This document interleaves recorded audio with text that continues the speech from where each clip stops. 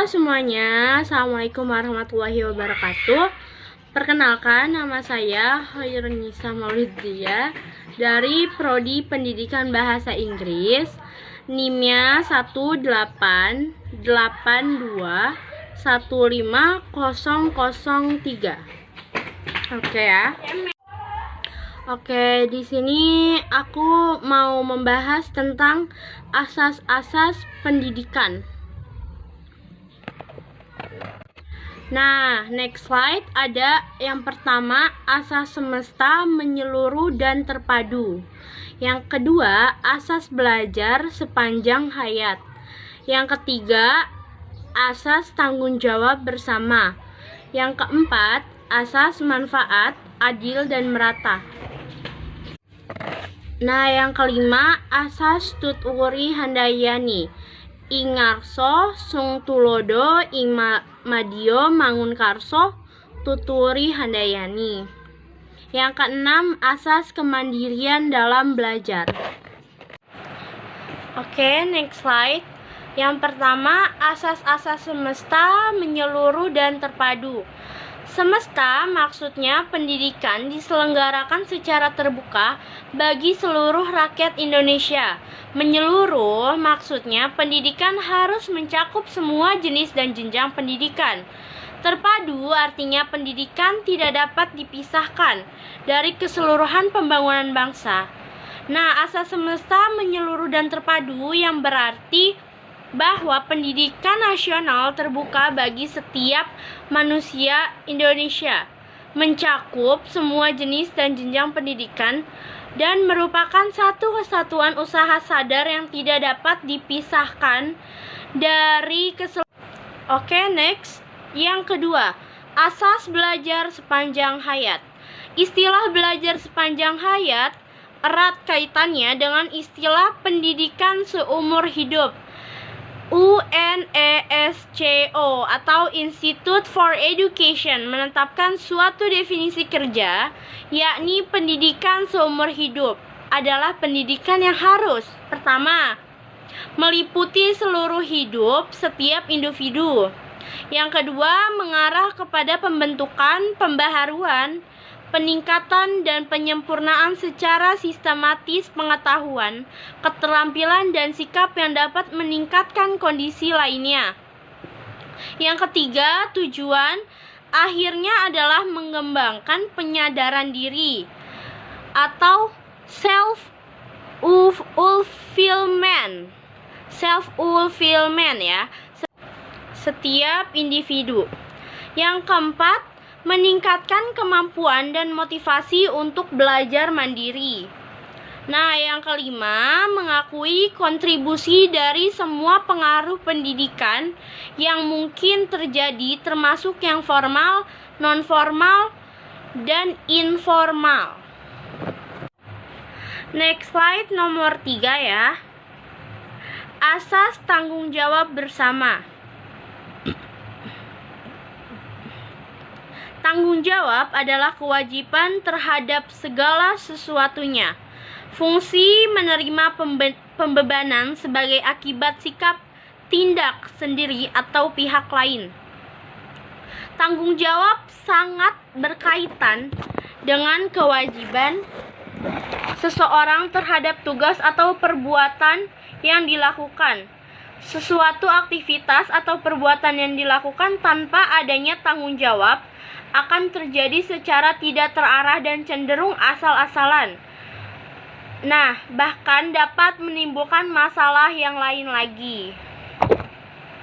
Oke, kita lanjut ke slide berikutnya.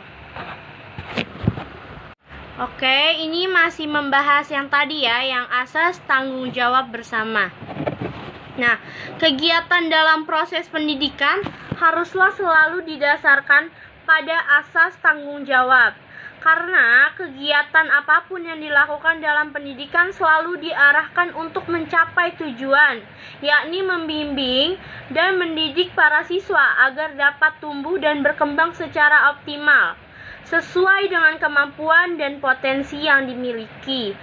Nah, Aktualisasi dari pengembangan dan penerapan asas tanggung jawab dalam proses pelaksanaan kegiatan pendidikan akan tercermin dalam pemilihan dan penetapan materi, metode, strategi, pelaksanaan, hubungan antara guru dengan siswa, sampai pada evaluasi harus berfokus pada pencapaian tujuan pendidikan dan pembelajaran itu.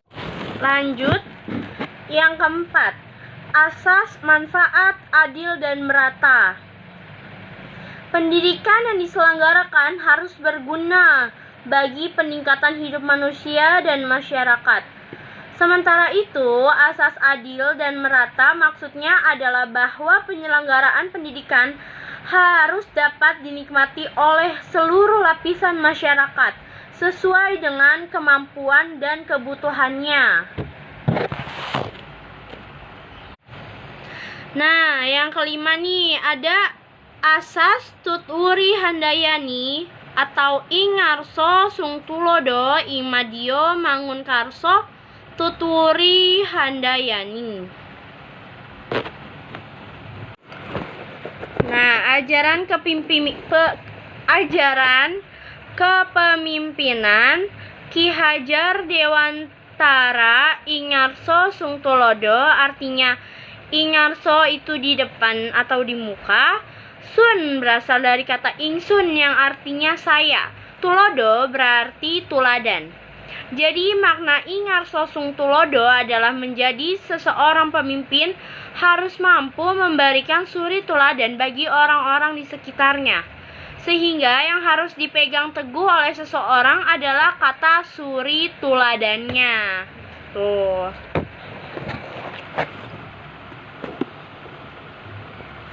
Oke, masih membahas yang tadi ya. Ingmadio membangun karso. Ingmadio artinya di tengah-tengah. Membangun berarti membangkitkan atau mengunggah, dan karso diartikan sebagai bentuk kemauan atau niat. Nah, jadi makna dari kata itu adalah seseorang di tengah kesibukannya harus juga mampu membangkitkan atau menggugah semangat. Karena itu, seseorang juga harus mampu memberikan inovasi-inovasi di lingkungannya dengan menciptakan suasana yang lebih kondusif untuk keamanan dan kenyamanan diri kita masing-masing gitu loh. Jadi kenyamanan dan keamanan itu penting banget. Demikian pula dengan kata Tutwuri Handayani. Tutwuri artinya mengikuti dari belakang, dan Handayani berarti memberikan dorongan moral atau dorongan semangat. Sehingga artinya Tutwuri Handayani ini ialah seorang harus memberikan dorongan moral dan semangat kerja dari belakang. Dorongan moral ini sangat dibutuhkan oleh orang-orang di sekitar kita. Menumbuhkan motivasi itu kayak penting dan memberi semangat gitu.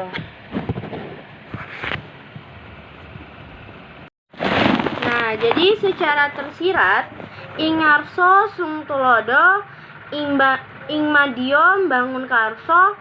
Tutwuri Handayani berarti figur seseorang yang baik adalah di samping menjadi suri tauladan atau panutan, tetapi juga harus mampu mengunggah semangat dan memberikan dorongan moral dari belakang agar orang-orang di sekitarnya dapat merasa situasi yang baik dan bersahabat, sehingga kita dapat menjadi manusia yang bermanfaat di masyarakat. Asas Tutwuri Handayani yang kini menjadi semboyan Diknas pada awalnya merupakan salah satu dari asas 1922, yakni 7 buah asas dan perguruan nasional taman siswa didirikan tanggal 3 Juli 1922. Asas atau semboyan ini dikumandangkan oleh Ki Hajar Dewantara dan mendapat dukungan positif dari Dr. Andes RMP Sosrokartono dengan menambah 2 semboyan, yaitu Ingarso Sungtulada dan Ingmadia Mangunkarsa. Ketiga semboyan itu telah menyatu menjadi kesatuan asas. Nah, oke, slide berikutnya ada Asas Tuturi Handayani merupakan inti dari Asas 1922 yang menegaskan bahwa setiap orang mempunyai hak mengatur dirinya dengan mengingat tertibnya persatuan dalam peri kehidupan umum. Keadaan yang dapat ditemukan dalam pendidikan berkaitan dengan asas ini, di antara lainnya, yang A. Peserta didik mendapat kebebasan dalam memilih pendidikan dan keterampilan yang diminati di semua jalur, jenis, dan jenjang pendidikan yang disediakan sesuai potensi, bakat, dan kemampuan. Ada yang B.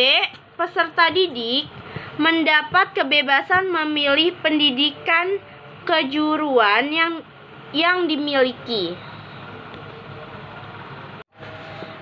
diminati agar mempersiapkan diri untuk memasuki lapangan kerja dan bidang yang diinginkan. Yang C-nya, peserta didik yang memiliki kecerdasan luar biasa mendapat kesempatan untuk memasuki program pendidikan dan keterampilan yang diminati sesuai dengan gaya dan irama belajarnya. Ada lagi nih yang D. Peserta didik yang memiliki keistimewaan atau kekurangan dalam fisik dan mental memperoleh kesempatan untuk memilih pendidikan dan keterampilan yang sesuai dengan keadaannya. Yang E. Peserta didik di daerah terpencil mendapat kesempatan memperoleh pendidikan keterampilan yang sesuai dengan kondisi di daerahnya. Ada lagi yang F. Peserta didik dari keluarga tidak mampu mendapat kesempatan memperoleh pendidikan dan keterampilan sesuai dengan minat dan kemampuannya dengan bantuan dari pemerintah masyarakat. Oke, next slide. Yang nomor 6, asas kemandirian dalam belajar. Asas ini tidak dapat dipisahkan dari 2 asas Tuturi Handayani dan belajar sepanjang hayat. Implikasi dari asas ini adalah pendidik harus menjalankan peran komunikator, fasilitator, organisator, dan lain sebagainya. Pendidik diharapkan dapat menyediakan dan mengatur berbagai sumber belajar sedemikian rupa sehingga peserta didik berinteraksi dengan sumber belajar tersebut. Lanjut ke penerapan asas-asas pendidikan dalam kegiatan pembelajaran. Yang A. Pendekatan komunikasi oleh guru dewasa ini masih terdapat kecenderungan bahwa peserta didik masih terikat oleh penggunaan komunikasi satu arah dalam kegiatan pembelajaran dengan mengandalkan metode ceramah. Dalam komunikasi yang demikian, pendidik menempatkan dirinya dalam kedudukannya yang lebih tinggi dari peserta didik. Ada lagi yang B. Masalah tujuan belajar, sebagaimana dikemukakan pada bagian terdahulu. Kemajuan ilmu dan teknologi yang amat pesat menuntut orang untuk belajar terus-menerus sepanjang hayatnya. Sehubungan dengan hal itu, tujuan belajar yang learning to know and learning to do saja ternyata belum cukup. Oleh karena itu, kemajuan teknologi, terutama kemajuan transportasi dan komunikasi, membuat dunia semakin sempit, sehingga intensitas interaksi antara manusia semakin tinggi tanpa dibatasi oleh perbedaan suku, ras, dan asal-usul. Sehubungan dengan itu, tujuan belajar sudah harus diperluas dengan menambah learning to live together. Selanjutnya, akibat kemajuan ilmu dan teknologi yang berimplikasi pada perubahan lapangan pekerjaan, mengakibatkan apa yang dipelajari hari ini belum tentu sesuai dengan tuntutan lapangan kerja yang berubah pada beberapa tahun berikutnya. Untuk itu, tujuan kegiatan pembelajaran perlu diperluas. Oke, terima kasih. Segitu aja penjelasan dari saya. Terima kasih Bapak pengampu yang terhormat dan teman-teman saya yang terhormat. Sekian aja dari saya. Assalamualaikum warahmatullahi wabarakatuh. Semuanya dadah.